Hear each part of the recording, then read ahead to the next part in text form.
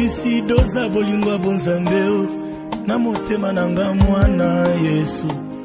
Bonjour mesdames, messieurs, chers téléspectateurs, chers internautes, et bienvenue à cette nouvelle émission, Les Jours du Seigneur. C'est encore moi, votre humble serviteur, frère Pedro Palana.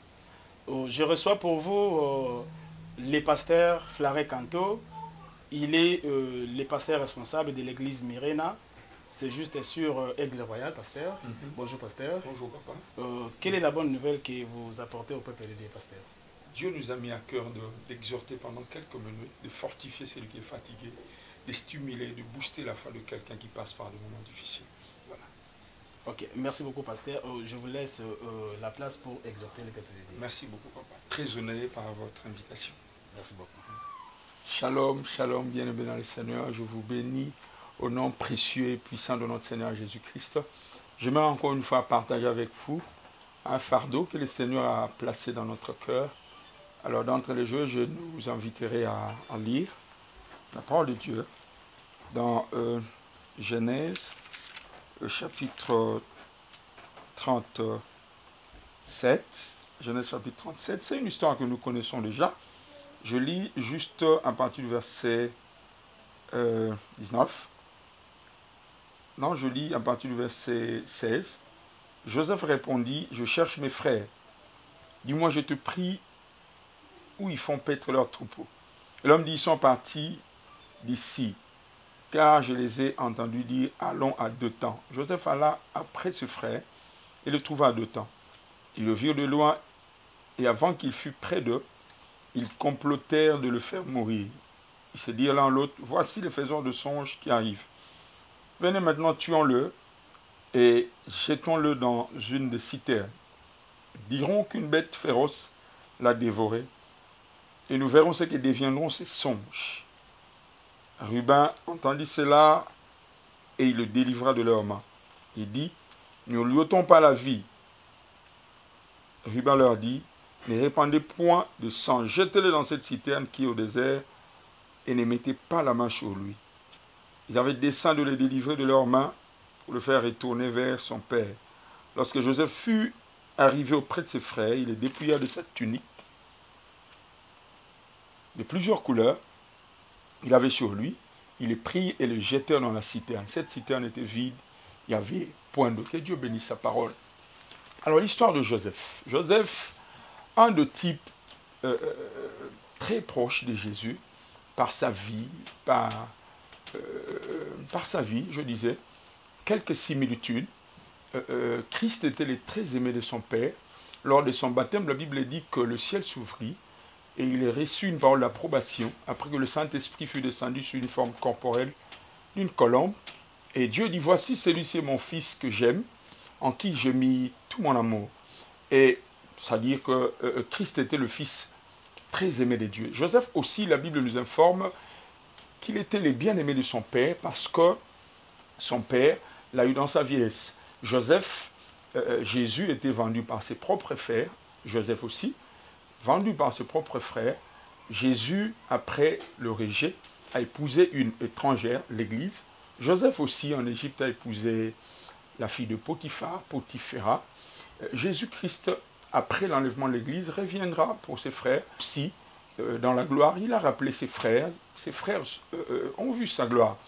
Une dernière chose, Jésus a célébré la Sainte Seine.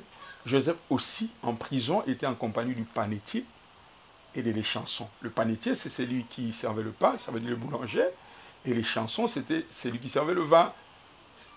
Le vin. Donc, beaucoup de similitudes, mais cela n'est pas le fardeau que j'ai dans mon esprit.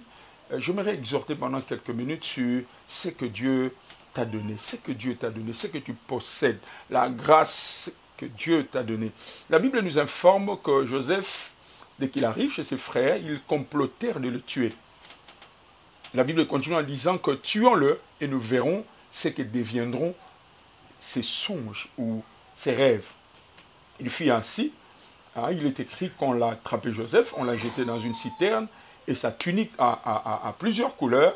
On a déchiré cela, on a trempé cette tunique dans le sang. Donc probablement, ils ont tué un animal ils ont trempé la tunique de Joseph, ils ont jeté Joseph dans une citerne. La Bible dit que cette citerne était vide. Alors de retour à la maison, ils ont informé Jacob, et Jacob, voyant la tunique qu'il avait remise à son fils bien-aimé Joseph, imbibé de sang, Jacob a commencé à pleurer. Après retour à la maison, ils ont présenté la tunique à Jacob. La Bible dit que Jacob a pleuré. Il a même dit que je mourrai avec cette douleur. C'est avec cette douleur, c'est dans cet état de pleurs que je descendrai dans le séjour de mort. Quelque chose de précieux qui se passe dans cette histoire, c'est que Jacob avait reconnu la tunique, parce que c'est lui qui avait reçu la tunique, mais le sang, il n'a pas reconnu le sang. Le sang n'était pas celui de Joseph. Donc le frère de Joseph avait déjà commis une grossière erreur. Ils ont tué un animal à la place de Joseph, ce qui fait que Joseph ne pouvait plus mourir. Il y avait déjà un substitut, cet animal a pris la place de Joseph. C'était déjà l'image de ce que Jésus a accompli pour l'Église. Jésus a pris notre place. Un animal est mort à la place de Joseph, donc Joseph ne pouvait plus mourir deux fois parce qu'on ne peut plus mourir. On ne peut pas mourir deux fois. Le sang n'était pas le sang de Joseph. La tunique était la tunique de Joseph parce que c'est le père qui a remis la tunique, mais le sang n'était pas le sang de Joseph. C'était un animal qui était mort, sacrifié à la place de Joseph. J'aimerais dire à quelqu'un que les projets du diable sont dans le plan de Dieu. Dieu n'a jamais été pris au dépourvu. Dieu n'a jamais été pris par surprise. J'aime ce que la Bible dit dans Romains, que toute chose concourt bien de ceux qui aiment Dieu. Pour ceux qu'il a appelés selon ses desseins. Ce que tu es en train de vivre te surprend, mais cela ne surprend pas Dieu. Tu es très surpris par la trahison, par le rejet. Tu es très surpris par le mépris. Ceux-là même que tu as aidés, ceux-là même que tu as soutenus, te rejettent aujourd'hui. Ceux-là même que tu as boostés, te rejettent aujourd'hui. Tu es surpris, mais Dieu n'est pas surpris. J'aime ce que Jésus dit dans le désert alors qu'il devait nourrir la foule. Il savait ce qu'il allait faire. Jésus sait ce qu'il va faire. Il avait dit la fin vaut mieux que les débuts. Il est le premier et le dernier. Quand tu as reçu cette promesse, tu as dit oui, amen. Peut-être tu as tué une offrande, tu as scellé cette parole. Mais Dieu ne t'a pas dit le chemin par lequel tu vas passer. Joseph a reçu des rêves. Je crois qu'après interprétation, il a dit amen à ses rêves. Mais le chemin par lequel cela devait s'accomplir, Dieu ne l'a pas dit. Mais une très bonne chose, c'est que la tunique de Joseph, c'est son père terrestre qui l'a donné. Mais le rêve, c'est le Père céleste. La tunique, c'était son père biologique. Mais le rêve, c'était son père spirituel. Le diable te prendra des choses de ce monde. Mais ce que Dieu t'a donné, il ne le prendra jamais. Ce qu'il laissera, c'est ce qui fera ta force. Il est incapable de toucher aux rêves de Joseph parce que les rêves ne viennent pas de Jacob. Les rêves viennent de Dieu. Je me dis à quelqu'un qui croit qu'il est dépouillé. Tu crois que tu n'as plus rien, c'est fini. Le monde t'a tout pris. Le diable t'a tout pris. Non, je te contredis. Il y a quelque chose que Dieu a laissé. Il y a quelque chose qu'il a laissé. Il y a quelque chose que Dieu a placé en toi. Il y a quelque chose que Dieu a sémé dans ta vie. Cela, le diable est incapable de prendre cela. Jamais. Il a pris les yeux de Bartimée, il me l'a laissé sa bouche. Et c'est par la bouche que Bartimée a crié à Jésus. Ce que le diable te laisse, c'est cette chose-là que Dieu va utiliser pour que son nom soit glorifié. Ils ont pris la tunique de Joseph, mais c'était incapable de prendre les rêves de Joseph. C'était impossible. Ils étaient incapables de prendre le rêve de Joseph. Alors j'aimerais dire à Jacob, ne sois pas pressé de pleurer. Ne sois pas pressé de pleurer. Ne sois pas pressé. Ne sois pas pressé. Il y a quelqu'un qui est mort pour toi. Un animal est mort à la place de Joseph. Change des habits, réjouis-toi, célèbre Jésus. Change d'humeur. Oh, alléluia. Change d'humeur. Christ est mort à ta place.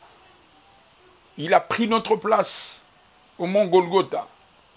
Bien-aimé, s'il t'a donné les choses éternelles, il te donnera les choses temporelles. Le salut est éternel. S'il t'a donné les choses spirituelles, il te donnera les choses matérielles. Ne déprime pas à cause de ce mariage. C'est dur, je le sais. C'est très compliqué. Ne déprime pas à cause de cet emploi. Précieux se trouve en toi. Dieu a placé. Joseph a été jeté dans un trou. La bonne nouvelle, c'est que ce trou était vide. Oh, Dieu est merveilleux. Donc avant même que le frère de Joseph arrive, Dieu avait déjà vidé l'eau dans le trou. Là où tes ennemis t'emmènent, Dieu a déjà vidé toute substance de danger. Il a déjà tout vidé. Tu es béni. J'aime ce que la Bible dit. Toute arme forgée contre vous sera nulle et sans effet. La Bible ne dit pas que toute arme est tirée, mais forgée. Donc quand c'est encore chez les forgerons, c'est déjà nul et sans effet. Je te bénis au nom de Jésus, toi qui passes par des moments difficiles. J'aimerais prier avec toi. Père, au nom de Jésus, je prie pour ma soeur, pour mon frère. Merci Seigneur de le relever. Merci de le fortifier. Merci de l'accorder la paix, la joie. Au nom de Jésus. Ma soeur, mon frère, je crois que tu arriveras à bon port. Au nom de Jésus. Amen.